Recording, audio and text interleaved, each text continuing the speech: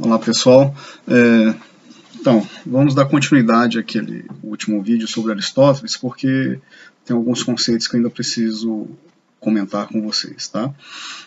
Eu quero retornar um pouco naquilo que eu disse antes sobre o propósito do homem ser feliz, porque eu acho que eu não comentei a forma que o homem chega a ser feliz, né? Eu disse que o objetivo é realizar a sua potência, né? Se transformando em ato, aquilo a que ele é destinado, aquilo que seria o propósito, a causa final dele, né?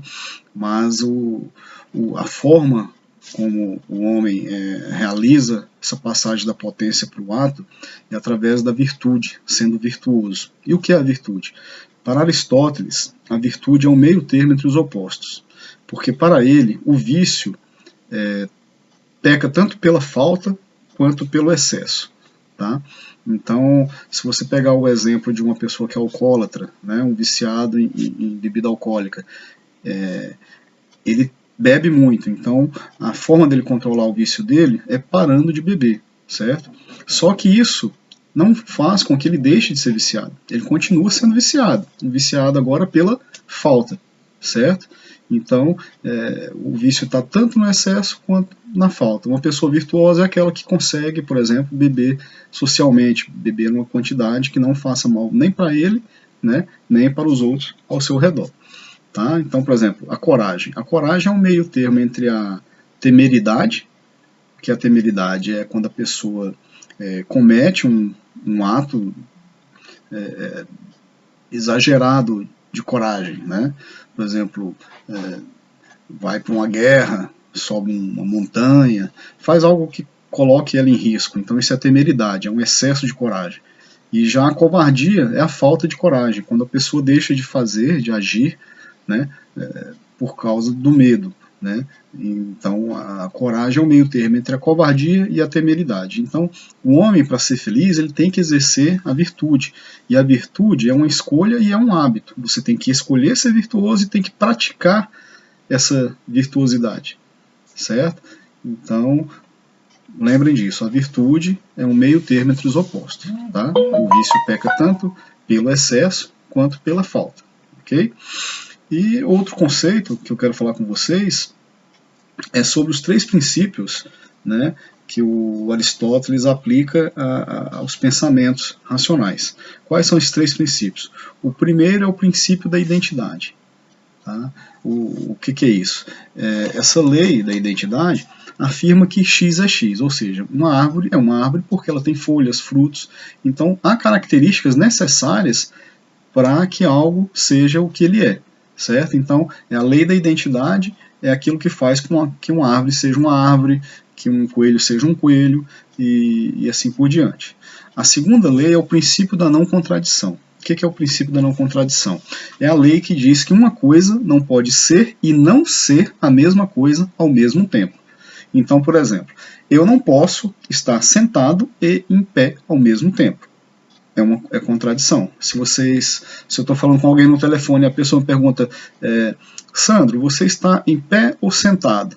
E eu digo, eu estou em pé e sentado ao mesmo tempo. Quer dizer, isso é uma contradição. E uma contradição no mundo real não existe. Né? Por mais que a gente use a palavra contradição em certos diálogos, quando a gente fala, fulano é contraditório, ele hoje disse que gosta da cicrana e amanhã já diz que não gosta. Vejam, não é uma contradição. Isso é natural. Hoje você gosta, amanhã você não gosta. Não é ao mesmo tempo. Percebem?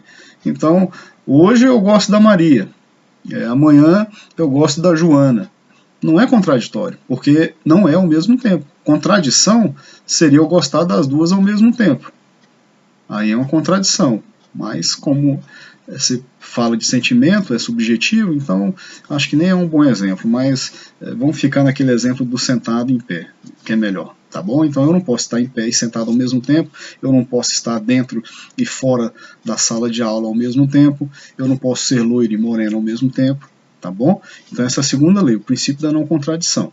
Uma coisa não pode ser e não ser a mesma coisa ao mesmo tempo, certo? E a terceira lei é a lei do terceiro excluído, ou seja, uma coisa ou é verdadeira ou é falsa, não há uma terceira possibilidade. Então, Se eu digo que eu sou moreno, isso tem que ser verdadeiro ou falso. Não pode ser outra coisa que não verdadeiro ou falso. Ou eu sou moreno ou eu não sou moreno. Tá? Então, são 3 leis que fundamentam um pensamento racional. Lei da identidade, aquilo é aquilo a qual pertence suas características, né? O princípio da não contradição, uma coisa não pode ser e não ser ao mesmo tempo, e a lei do terceiro excluído, uma coisa é verdadeira ou é falsa, não há uma terceira possibilidade. Ok? E uma outra coisa que eu quero detalhar mais, que eu falei ao passar no outro vídeo, é sobre a teoria do motor imóvel de Aristóteles, que eu comentei com vocês que tudo que se move é movido por algo, pois este é o princípio do movimento, né? Desde o crescimento de uma planta, o surgimento do homem, o movimento dos astros, enfim. Todo movimento da natureza tem um princípio único, um primeiro movimento, que não está ele mesmo sujeito ao movimento. Caso contrário, ele também iria perecer. Por isso, Aristóteles afirmou que esse motor imóvel move todas as coisas, mas não move a si mesmo. Como não está submetido às leis do movimento, ele é eterno e imutável.